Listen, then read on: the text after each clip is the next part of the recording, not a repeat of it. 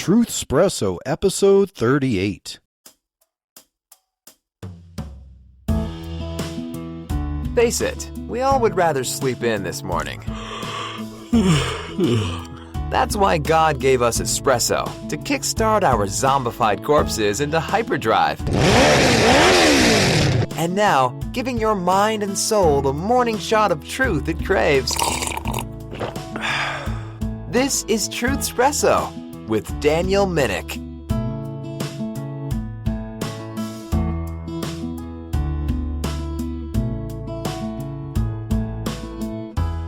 Hello, this is Daniel Minnick, your host for Truthspresso. Welcome. I hope you are having an excellent day. But the topic for this episode is one that we haven't really gotten around to yet here on Truthspresso. The title of this episode is Why Can't I Spend Monopoly Money? Yes, why can't I spend Monopoly money? And by Monopoly money, I do mean the money that you get in the game of Monopoly. Remember when you were a kid playing the game of Monopoly?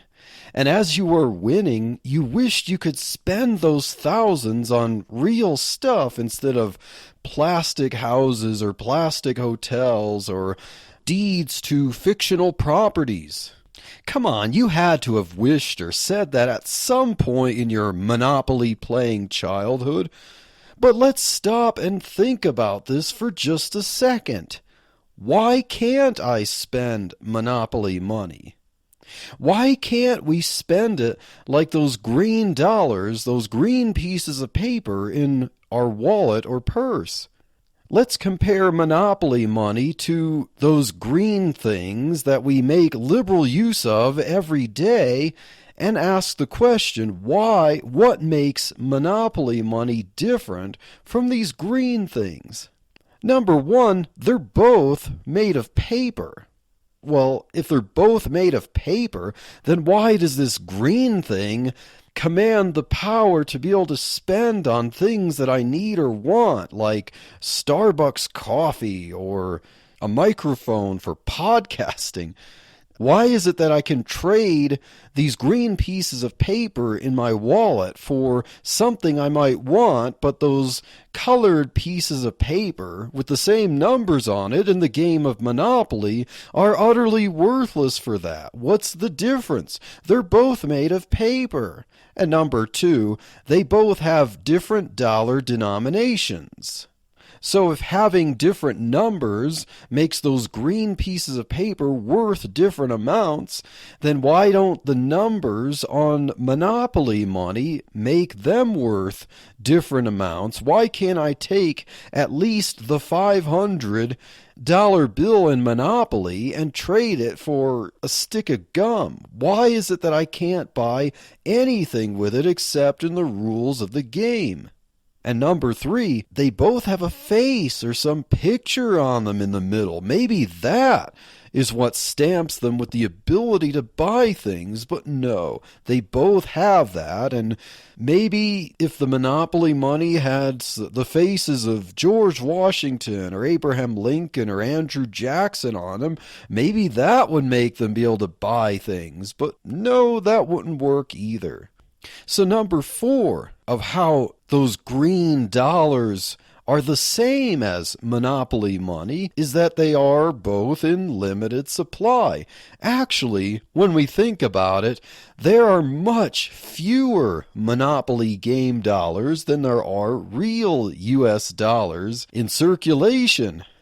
So if that's the case, if Monopoly dollars, the dollars from the game of Monopoly, there are much fewer of those, and if you add up all the numbers on all the Monopoly game dollars and you compare that with the trillions and trillions of those green pieces of paper that we use for money, you would think that Monopoly money would be worth a lot more because there are fewer of them. Is that really what determines what makes those green pieces of paper command goods and services in the economy, can get you your Frappuccino or your stick of gum or a tank of gas to go to work and back? No, that must not be it, at least not in and of itself. So all of those similarities between monopoly money, that it's made of paper, that it has dollar denominations, that it has a picture in the middle, or even the comparative scarcity of it, that doesn't make monopoly money work on par with those green pieces of paper. So what makes them different? Where do the green pieces of paper that we use for buying and selling things come from?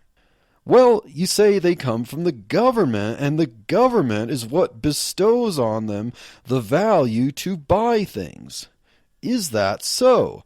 Now, I'm not questioning that they don't come from the government, or more specifically from the Federal Reserve Bank that acts as a branch of government. I know that there's various debates on whether the Federal Reserve is a private bank or a branch of the government or whatever, but is merely coming from the government what gives these pieces of paper the ability to buy things?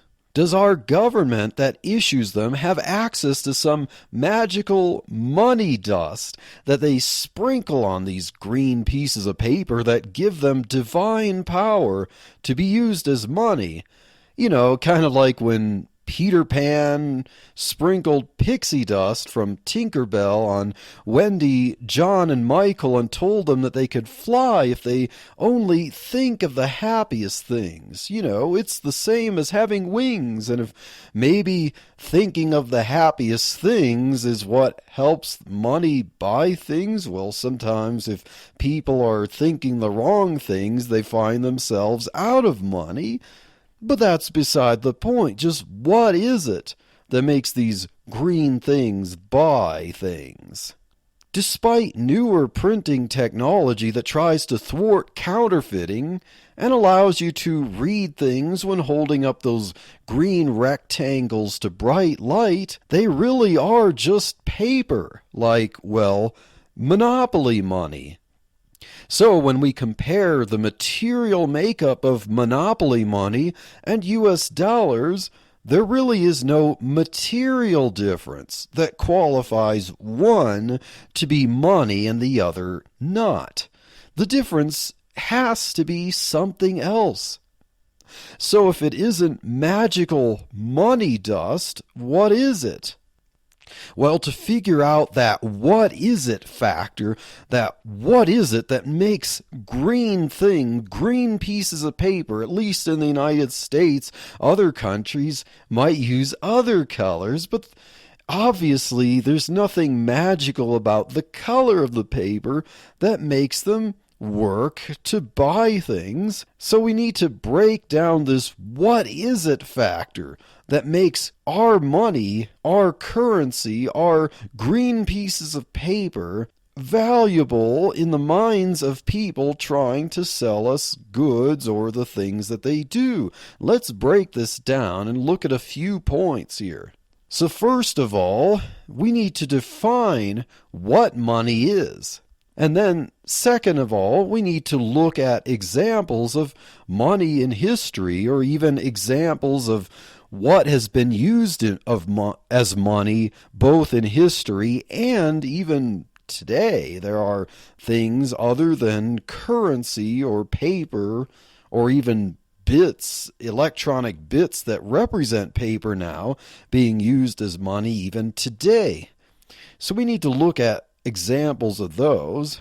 And then third, we need to determine the qualities that make a good money, and then we can put even, our green pieces of paper, those friends that stick in our wallets and leave our wallets faster than we can keep them from flying out. We need to even put those to the test to determine if those are the best forms of money to secure our value and be able to save and store wealth.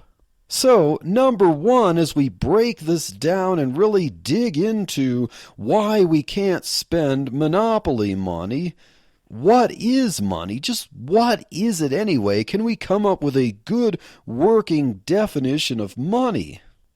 Well, as I have looked at various definitions of money from various economists, sometimes those definitions can be a little bit confusing, and so I came up with my own layman's definition. So perhaps you could take this with a grain of salt or a grain of copper or a penny or something like that. So just what is money according to Daniel Minnick, the host of Truthspresso? So this is how I define money. Money is any good, whether tangible or intangible, whose primary use is as a medium of exchange. Money is any good, whether tangible or intangible, whose primary use is as a medium of exchange. So let's break down that definition. Yes, I keep saying break down. I'm sorry, I'm at a loss for words, but let's break down that definition. So the first part of it, I carefully picked every word in my definition to communicate certain truths. So first of all, I said that money is any good. So money is number one, a good on the market. Now you might be tempted to think, well, no, money is not a good. Money is what you buy goods with. Well, you like to have food in your refrigerator. You like to have clothes in your closet. You like to have shoes to put on your feet. And you like to have money in your pocket. If it's something that someone can provide you that you seek after, and it's a thing, it's not really a deed in and of itself, then I say that it can qualify as a good. And I think it is important to think of money as a good so that we're not led astray by really bad definitions of money that might be provided by the powers that be to get you to do the things and use what they want you to use for their own benefit and not yours. So money, first of all, is a good on the market. It may have different uses. It may have its use only to trade for other goods, but money of itself is a good. And then I said money is any good, number two, whether tangible or intangible. So why did I say tangible or intangible? Because I need to keep up to date with modern paradigms where money may not necessarily just be those pieces of paper.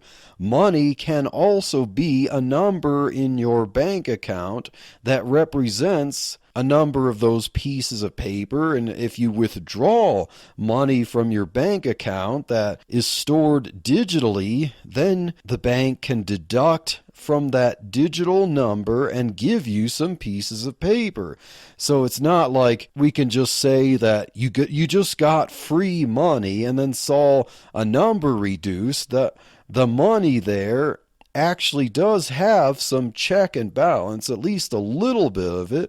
I can argue that there's not enough in the banking world or in the economy over the value of those numbers, but that's why I say money is tangible or intangible. You can touch the pieces of paper, or you could touch, say, gold or silver, or you can have electronic representations of both those green pieces of paper, those Federal Reserve notes, or you can even have electronic representations, digital representations of gold or silver today.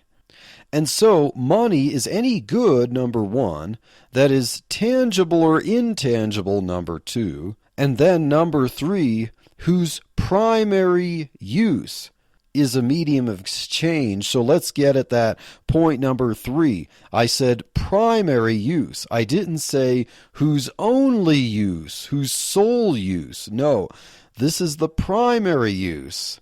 So it leaves open the idea that something can function as money while also having other uses. So let's say that someone did use candy as money, and that actually is true. There have been people in other countries that used candy from the United States as money, and so they could exchange candy for something else, or if they had a hankering for some sweet stuff, they could just suck the candy down and it would be gone. But if candy could have been used as money, the most common use, the primary use of it, would be to trade for things, but it has other uses, and that's why I made sure to say that money is the primary use of this good, not the only use. And I believe that that's important because when we get down further and talk about what makes a good money, usually that will be something that has more than one use. Okay, so continuing on with breaking down our definition of money, it is any good, whether tangible or intangible, whose primary use is, number 4, as a medium of exchange. So what does this mean? Well, let's go back to a barter economy. Let's say that someone had shells and they wanted a hat. And so they would trade shells, beautiful shells that they find. Maybe, let's say, 20 shells would get someone to trade them in exchange for a hat. But then, let's say you want something to eat. Could you exchange that hat for a sandwich, or maybe 2 sandwiches or 3 sandwiches, whatever would make sense for an exchange rate between a hat and a sandwich? So now we're talking about a barter economy where you take certain things that, like a hat has to stand on its own. Giving someone a half a hat is not really going to work. You got to have a whole hat. It's got to be in good condition or mint condition, and depending on the condition of the hat or the size and type or color, it might command how many shells you get or how many sandwiches you get. And so that would be considered a barter economy where people just exchange one good for another. And it's hard to tell how many shells could buy how many sandwiches, or how many shells can buy a hat, and there's a lot of inexactness to that. How many hats can buy shells or sandwiches, and what if someone had only 10 shells and you wanted shells, and to trade your hat, you're kind of left high and dry to make a fair exchange there. And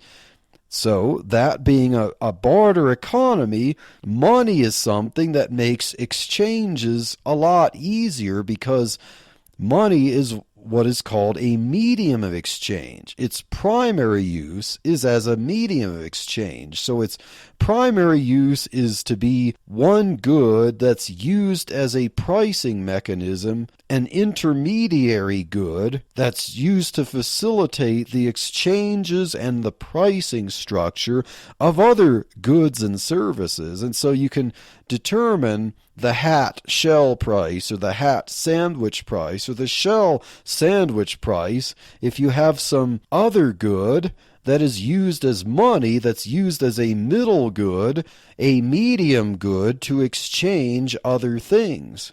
And so that is my definition of money. Once again, money is any good, whether tangible or intangible, whose primary purpose, whose primary use is as a medium of exchange.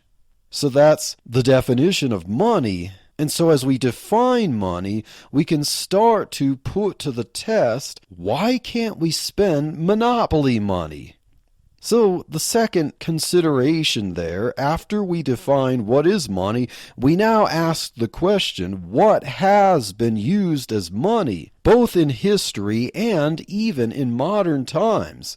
Maybe in other countries besides the United States, but you'd be surprised to find out that there are things used as money or currency that are not those green pieces of paper, even here in the United States. So let's look at some of these. And I went to 2 different websites. You can find quite a few articles giving lists of things that have been used as money. But I thought I'd go to some websites that would talk about some strange things. At least they're strange to our minds. They wouldn't have been strange to the minds of these people who actually use them. But the first website, or rather the first article, is entitled 25 Strangest Things Used as a Currency. This is from the website list25.com. And I will include a link to this article in the show notes. And so 25 Strangest Things Used as Currency. This article lists these in descending order, and I'm not going to list them all. I just picked 2 different ones. So number 24 of the 25 strangest things used as currency was salt. Salt? Well, yes, salt was treated as currency during the times of the Roman Empire, and when you think about it, salt definitely had value at the time. Now, when I say salt, you're probably thinking of little white grains in a salt shaker that you might use to put on your food. And yes, that is salt, but salt wasn't really in that finely industrialized form at the time. And remember, during the Roman times, you did not have refrigeration. Refrigeration actually has not even been around for 100 years in the United States or elsewhere. It's really been around only for about 70 years, at least off the top of my head. I think that's about, how it's been around, at least on a wide scale basis, industrially, refrigeration. Because you'd see shows back in the 1940s or 50s where people might have a large block of ice. There would be a guy who would deliver a large block of ice and put it in the refrigerator, which was just a big box to kind of keep the cold in until the ice melted, and that is how a refrigerator worked. But I digress. I'm spending too much time on this, but to explain why salt was a rather valuable thing during the Roman Empire, salt was used to preserve food. You couldn't stick it in the refrigerator. You had to take a bunch of salt and cover it all over your meat. And that would be how you could preserve it as long as possible. Not as good as a refrigerator or freezer, but it was better than leaving things out in the desert sun to dry, and maybe it might last a few days longer.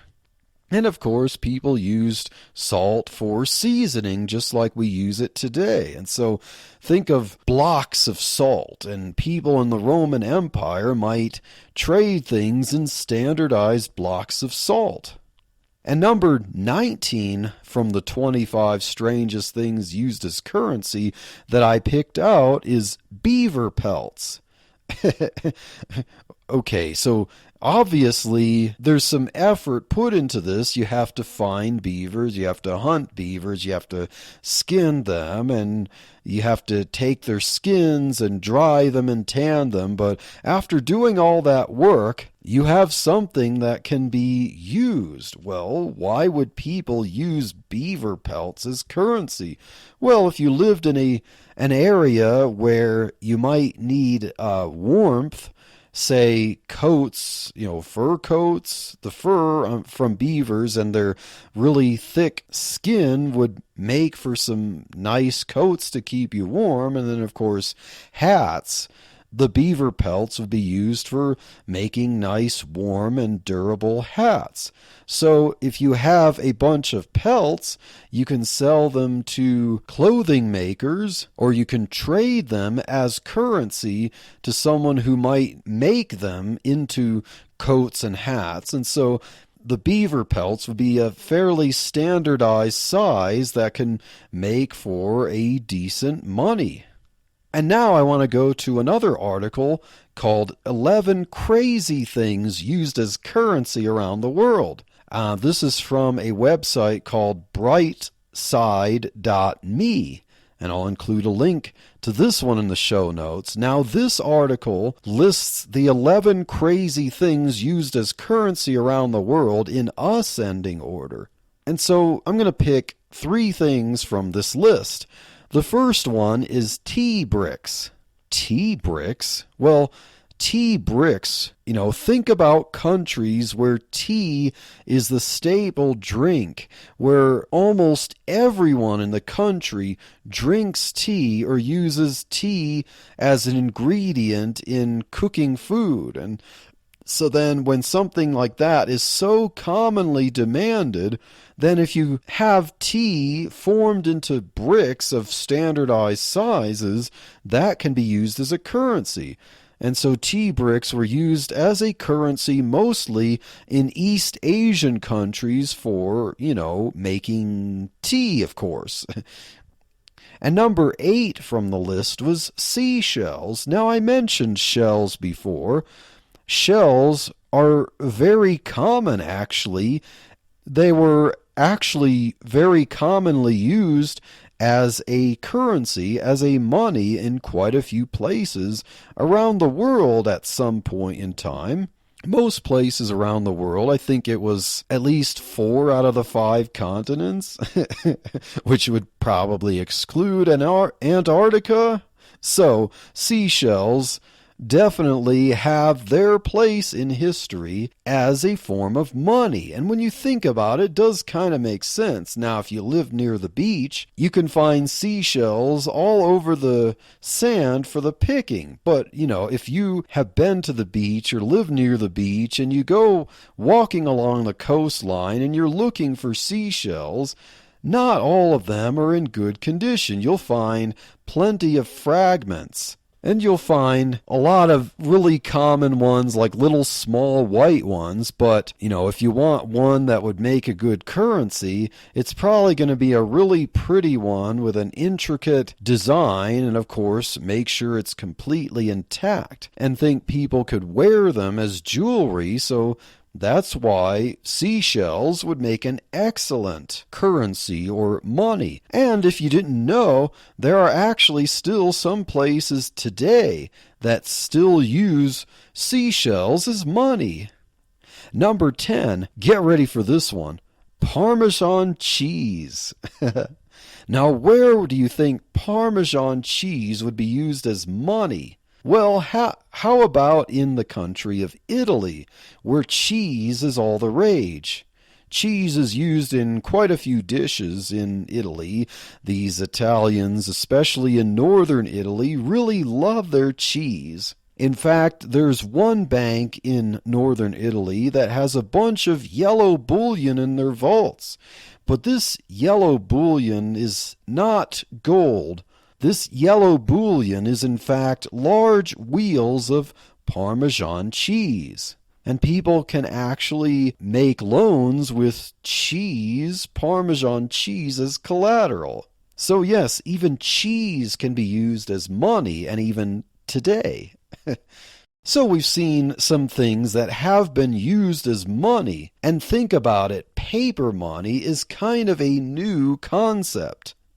Paper money hasn't been used as money very long in the grand scheme of things in history. And I would say that there are actually some good reasons for it. Of course, one of the reasons would be that the printing press has not been around very long, and so being able to mass produce a currency in paper has not been around historically very long. But I would also argue that paper money has its problems. What? You're trying to tell me that there are problems with those green things in my wallet? Well, no, I'd say you can continue to use them as money. If you go to the grocery store today, they're not going to turn you away for using those green things as money. In fact, if you're not, using your credit card anyway, they're not going to turn that down. You're still going to be able to buy things. I'm just saying that in principle, paper money has its problems, and the problems have to do with abuse by the powers that be, and that's going to be the topic for a future episode. So let's ask the question now. First, we defined what is money, and then we asked what has been used as money. Now, let's finally ask the question, what makes a good money? Notice I didn't say what makes a money. I said what makes a good money. What constitutes the best form of money? And there are 5 attributes that make something the best kind of money. If something has all 5 of these, they make the best form of money. It doesn't mean that something that lacks in any of these can't be used as money, but these 5 things dictate something that will last, that will stand the test of time as a good money, as something that is desirable to have as money, that's reliable as money.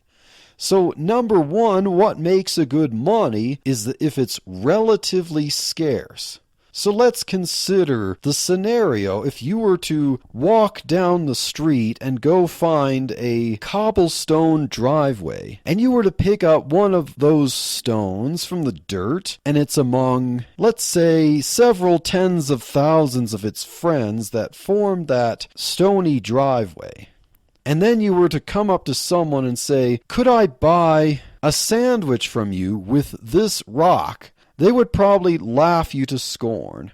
Why is that? Because, if that person that has the sandwich that you want to buy can just simply walk up and pick up another rock a lot like yours from the ground and say, "Well, I've got my rock here. Why do I need yours? Why do I need to give up a sandwich for your rock when I can just get one of my own?" And so relative scarcity is what makes a good money. And I mentioned seashells. Those who live near the seashore would be able to have more access to finding beautiful seashells and use them as currency.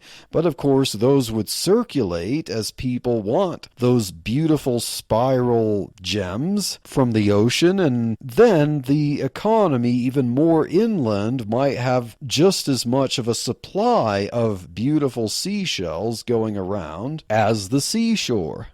But they're not as common. Like a beautiful, flawless, colorful, spiraled seashell would be far more scarce than some little pebble that I pick from a cobblestone driveway. And so that's what makes seashells more scarce than those little rocks. And so relative scarcity is one attribute that makes a good money. And number 2, divisible. So let's consider that rock from the cobblestone driveway. Now, you might be able to break it in pieces, but it would be pretty difficult to break it in precisely the size you want. Let's say someone actually did accept it, but let's say you wanted to buy a stick of gum, and let's pretend that that little rock would buy 2 sticks of gum, but you only wanted to buy one, and you wanted to keep the other half for later to buy something different. You wanted to go to a different vendor and buy something different that was worth a half a rock. So how do you do that? If you want to break that rock, you might try to break it with another rock or with a hammer and chisel, and it might break into little pieces that would be pretty much worthless in exchange. And so a rock is not very divisible. So the rock, for that reason, also would make it not a good money. And number 3, what makes a good money is if it's fungible. Fungible? You mean like I gotta find moss on it? Or, if I walk on it, it's gonna give me athlete's foot? No, that's not what fungible means. It doesn't mean it has fungus on it. It means that one unit of it is just as good as another unit of it of the same size or same weight. So let's even bring in our friendly green pieces of paper, US dollar bills. They're fungible because a $1 bill has the same value in the market as another $2 bill. If you have $2 bills in your wallet, they should be able to buy the same thing. The price of something might say that it's $1, and so you can take either one of those and pay for it. You don't have to look for the crispest $1 bill. You can take either one and buy your item, and it's worth $1. And notice that that can often pair along with that second point about being divisible. So even our US dollar friends are divisible, but maybe not in the way that you think about it. It's not like, you can cut a $10 bill in half and then each half acts as $5. No, it's divisible in that you can go to someone who has two $5 bills and give them the 10, and then that person would give you back two 5s, and the 5s are worth the same as each other, and they're both together worth the same as the 10. So that's both divisibility and then fungibility. So divisibility is that you can take your 10 and split it into two 5s, and take those 5s and split them into 5 1s. And fungibility is that each of those units, each of those 1s, each of those 5s, or each 10 is worth the same as any other of that same size or weight. And number 4, what makes a good money is if it's durable. Now, let's think of if you were to use bananas as currency. Now, bananas can be relatively scarce. They're certainly divisible if you take a good knife, and you can easily cut them in half or quarters. And they're pretty fungible in that 1/4 of a banana is pretty much just as good as any other quarter. But bananas are not durable. You leave them out for a few days or a week and they start to brown, and maybe you want them brown, but you leave them out later without using them, and eventually they rot and attract flies, and they're not really good for eating anymore. You gotta throw them away, so they lose their value if you keep them too long. And so if you had to use bananas as a currency, as a money, they really discourage savings. You gotta spend them pretty quickly. And so a good money is durable. A good money allows you to save it for as long as you'd want until you're ready and willing to spend it. And number 5, last but not least, a good money has utility. So by this I mean that a good money has functions in and of itself, in the makeup of itself, that is more than just as money. In fact, when we looked at our list of strange things used as money or crazy things used as currency, they had uses that were not just for exchange. And in fact, historically speaking, that is why they were used as money, because they had uses. Let's take seashells, for instance. Now, seashells might not have good uses other than, say, jewelry. Someone might want to make earrings or a necklace out of them, or a bracelet. So they have that going for them. They can be used as currency, and they can be used for decorations. And of course, tea bricks, being used as currency, are also used for making tea. And Parmesan cheese likewise could be eaten. Salt was for preservation and seasoning. Beaver pelts was used for making coats and hats. So all of these things have uses. And that is what makes a good money. Now you might be thinking, well, what other use do my green pieces of paper have other than as money? Yes, they are used as money right now, but according to my list of what makes a good money, they kind of lack on that number 5 point. They could even suffer a little bit on number 4, durability, because they could get wet, they could get ruined, they could get crinkled and ripped. They're not very durable. They don't have other uses, so the reason we use those green pieces of paper as money must have other reasons than what I list here as what makes a good money. So now let's consider two things that have been used as money much longer than anything else, much more reliably than anything else, and that is gold and silver. So let's consider this. Gold and silver have all of the qualities that make a good money. Are they relatively scarce? Yes. Gold is more scarce than silver, and that's what makes gold also command a higher price per ounce than silver. But both gold and silver have enough relative scarcity that you're not going to be able to just walk along the street, find a little piece of silver, pick it up, and buy something with it. Especially the same with gold. If someone dropped a piece of gold on the road, someone's going to find it pretty quickly and stash it away.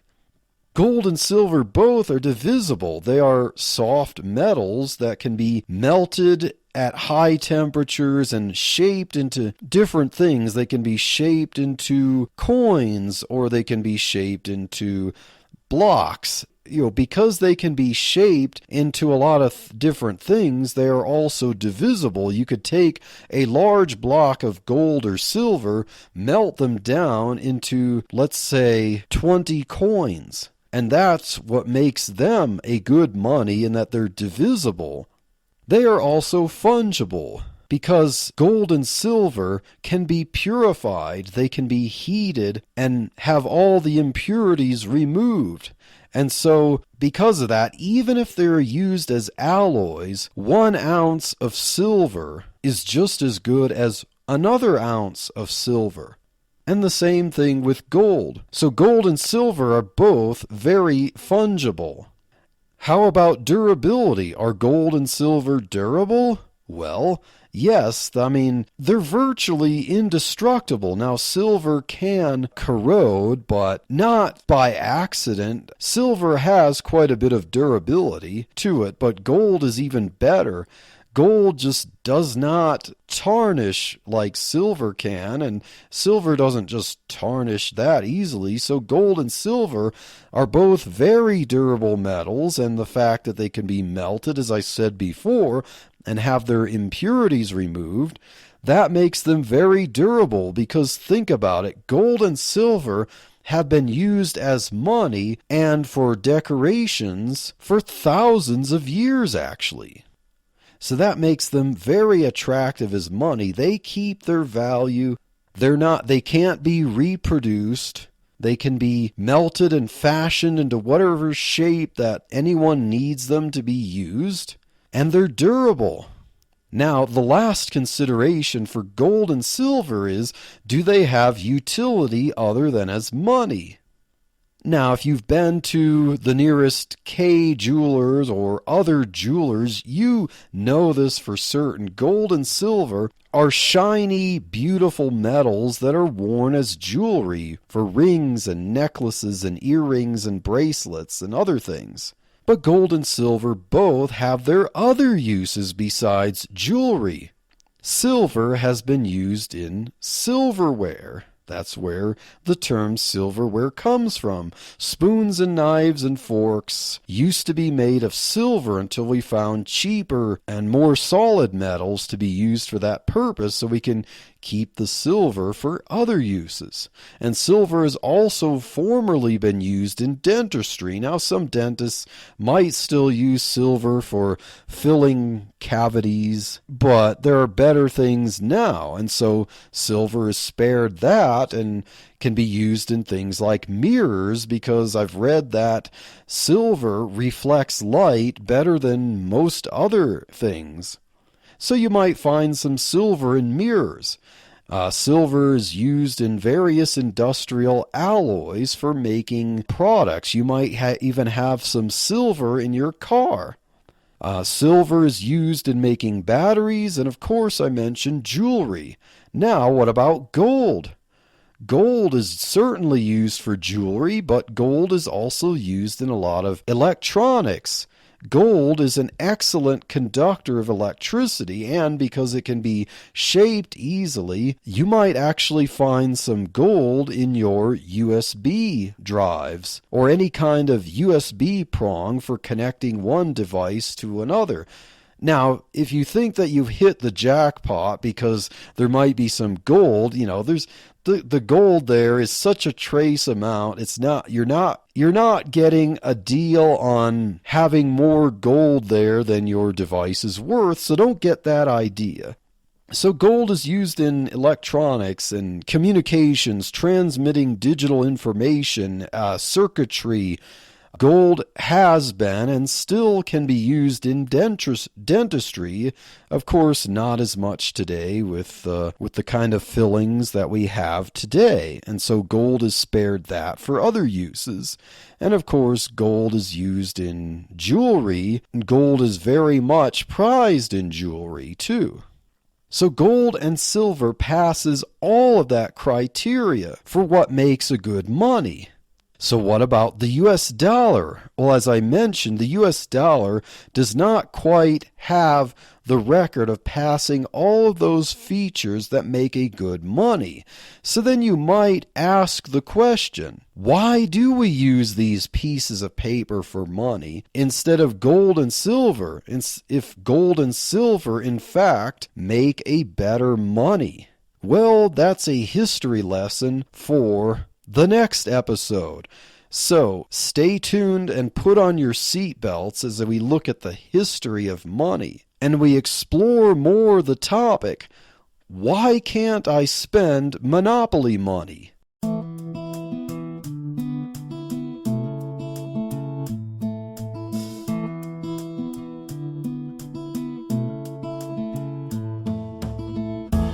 Thank you for waking up with Truthspresso.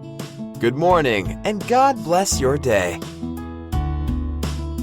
Hey friends, Daniel Minnick here again. If you liked waking up to this episode of Truthspresso, I would really appreciate it if you would rate it on Apple Podcasts